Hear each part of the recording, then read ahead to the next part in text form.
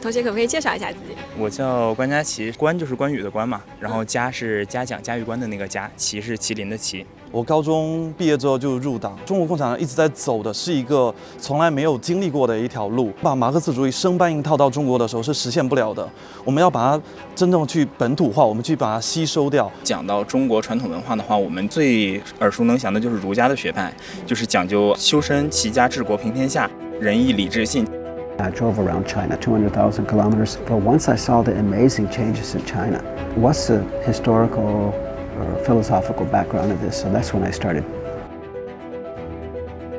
Marxism is the fundamental guiding ideology of both the Communist Party of China and New China, while fine traditional culture has been a unique spiritual marker of the Chinese nation for more than 5,000 years. Ever since the CPC chose Marxism as its ideology, it has strived to adapt the basic principles of Marxism to China's reality. In the centenary year of the founding of the party, the top leader of the CPC emphasized for the first time the integration of the basic principles of Marxism with China's fine traditional culture. Yet, what exactly is this integration, and why is it so important? If you're interested in China, then understanding the second integration may go a long way to helping you understand China and its governance on a deeper level. American professor William Brown of Xiamen University has lived in China for more than 30 years and written extensively about life in his adopted homeland. So in this interview, he shares his personal experience of traditional Chinese wisdom and modern governance.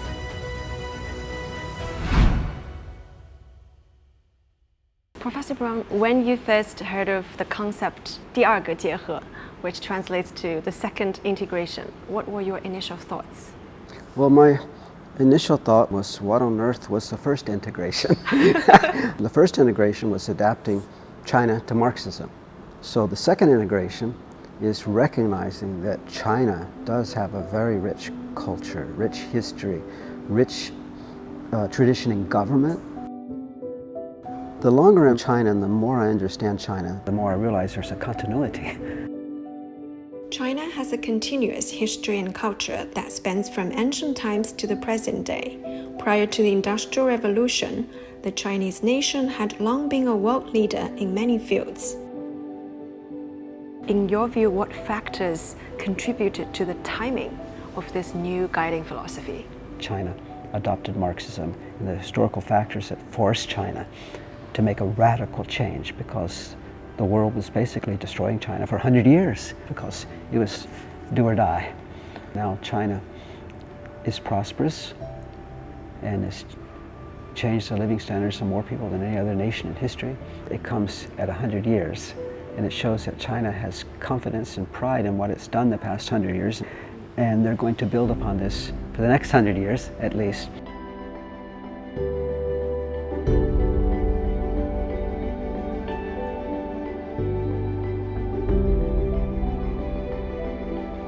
Cultural weakness can be regarded as the true source of China's backwardness in the early 20th century. The process of national rejuvenation, in essence, is a process of modernization, including everything from the political, economic, and cultural arenas. What makes it so important to China? The modern success is really rooted in the ancient China. If we don't have the second integration, if China doesn't build upon its strengths, unique strengths, I don't think it can go forward. For those who are not familiar with China's history and development, how would you explain this new theory to them? Chinese has been in spirit Marxist for 2,000 years. The whole point of the Marxism was to get rid of the terrible abuses and imbalances, poverty and social classes. Marxism is concerned about equality. Confucius emphasized a harmonious society. Confucian-based China was really pre-Marxist Marxism. China embraced Marxism so readily because China had a similar philosophy for over 2,000 years. A lot of foreigners think Confucianism is a religion. It's not. Confucius wasn't concerned about the next life. It's a philosophy, social philosophy of how people live together. At the core of Marxism is the ultimate establishment of a communist society and the realization of the free development of every human being. This begins with the approach of dialectical materialism and historical materialism and is achieved through the scientific transformation of the world. Traditional Chinese culture emphasizes ethics and morality and practicality and stability. Indeed, the concept of a people-centered society is one of the basic features of traditional Chinese culture. The Chinese government is built in Chinese culture, but Chinese culture is built on Confucian education. Just like today, the leaders today, they have to go to university, then they get in a low position and they prove themselves, and if they do well, they move up. They didn't get the position by votes, which you can buy if you have billions of dollars, buy TV ads. The Chinese obtained their positions through hard work and merit. I like to call Chinese government the fifth great invention. 1731, Eustace Budgell, an English politician, he said the world knows China made these four great inventions, but he said all nations admit that what China is best at is the art of government. 300 years ago, all these other countries are struggling with each other, but China, this giant country with an ancient history, giant population, has been pretty much stable. Voltaire, he said that it's pretty clear that China has the best government on earth, form of government on earth. He said that. And so now China is embracing again its history, its heritage, its culture. It's confident enough to adapt Marxism to fit what the real China is. So that's pretty cool.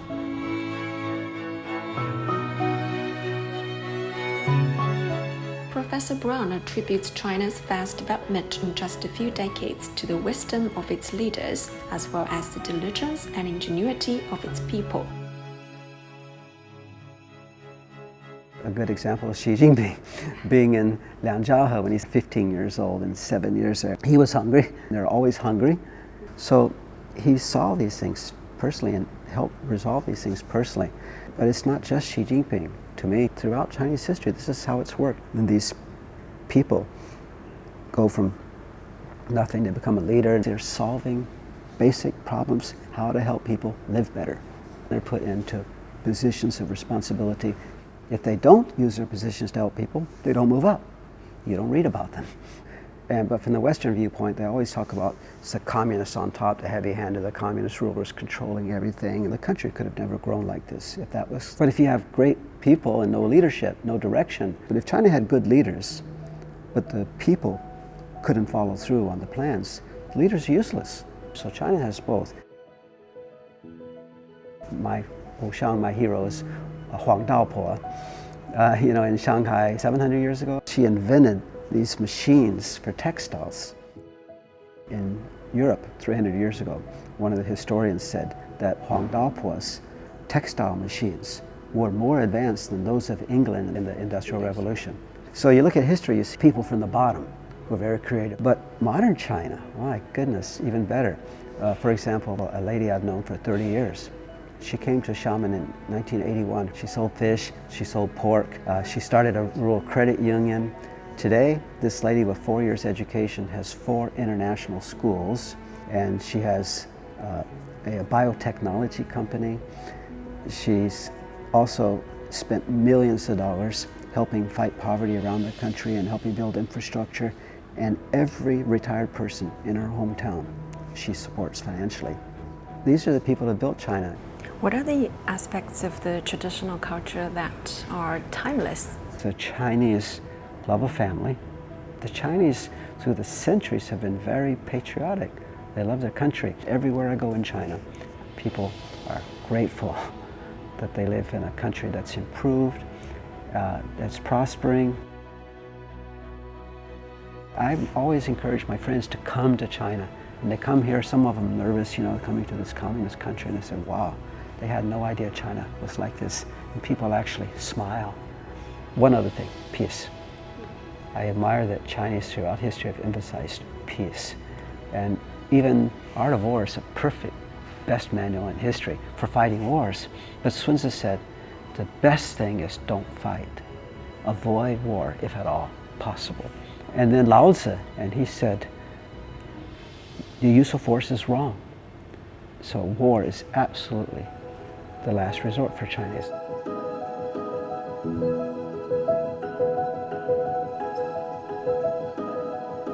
How does this new theory kind of help in explaining to the outside world that China is never a threat?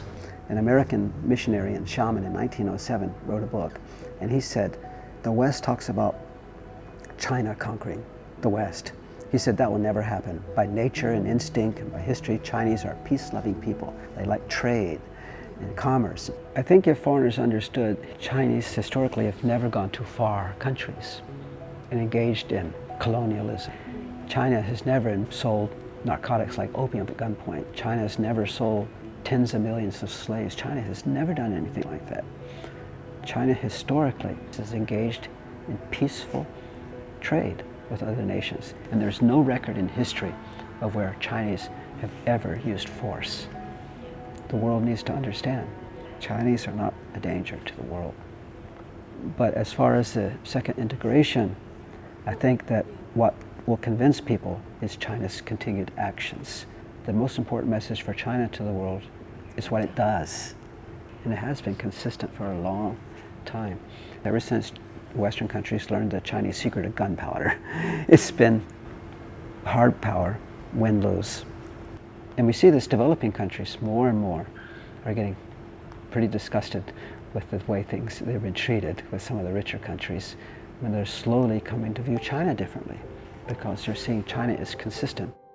Traditional Chinese culture has long been a rich source of wisdom when it comes to governance. This incorporates ideas like a people-centered society, virtuous rule, clean governance, meritocratic selection, keeping pace with the times, and living together in harmony. Reflecting on the history of the CPC and the new China, what aspects have remained relatively constant despite all those notable changes? The aspect that remains pretty constant is the same aspect that remained constant for 2,000 years, and that is that the primary focus is people's livelihood. And they do whatever it takes for that.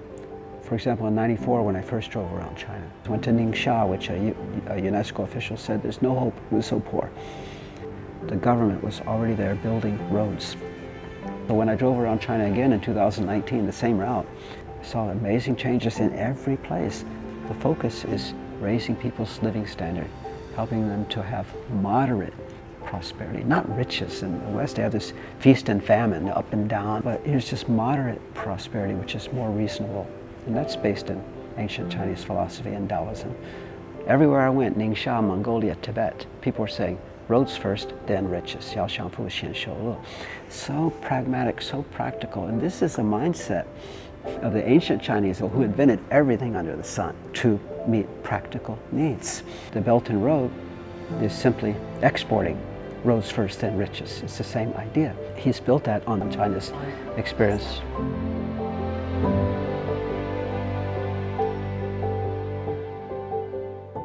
Xi Jinping emphasized ending absolute poverty. And once he reached that goal, they said that's just the beginning. The next step is the rural revitalization, improving the lifestyle of people in the rural areas. This also is in keeping with ancient Chinese values. Again, 2,000 years ago, 60 million people, the focus is the Xiaokang. Not to get rich and have rich and poor, but just to have at least moderately prosperous people. So this shows China's wisdom really in balance, in being sustainable.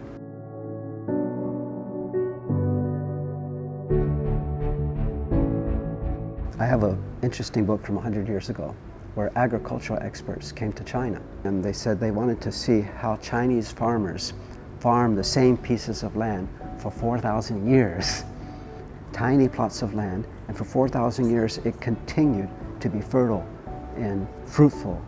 So in the West, with the modern farming, get everything fast, within 3 or 4 years they destroy the land.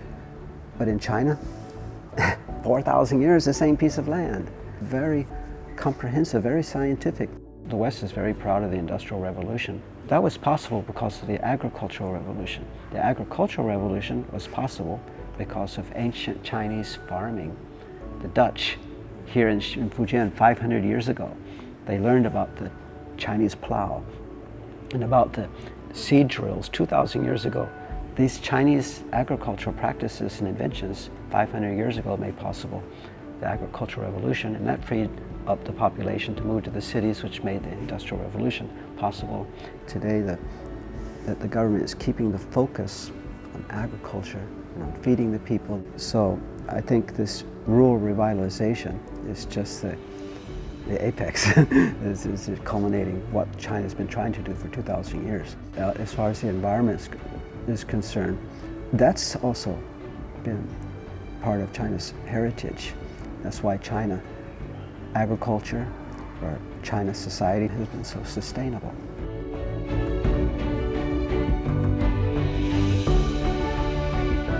The World Bank recognized that China had done more than any country on earth to feed the hungry. Robert McNamara, head of the World Bank, said, "It's a miracle that's gone unnoticed by the West." It wasn't unnoticed, it's ignored. So in so many ways, China has surpassed the West. In so many areas over the 2,000 years, China has been ahead of the rest of the world. So China was modern when the rest of the world was not. And then today, you see the same thing. Even farmers or Tibetan nomads in the remotest areas doing e-commerce, Mongolian farmers tracking down their sheep with their phone and the satellite. But where in the rest of the world do they have things like this? We take it for granted here, but then when I go outside of China, I feel like I've gone back in time 20 years.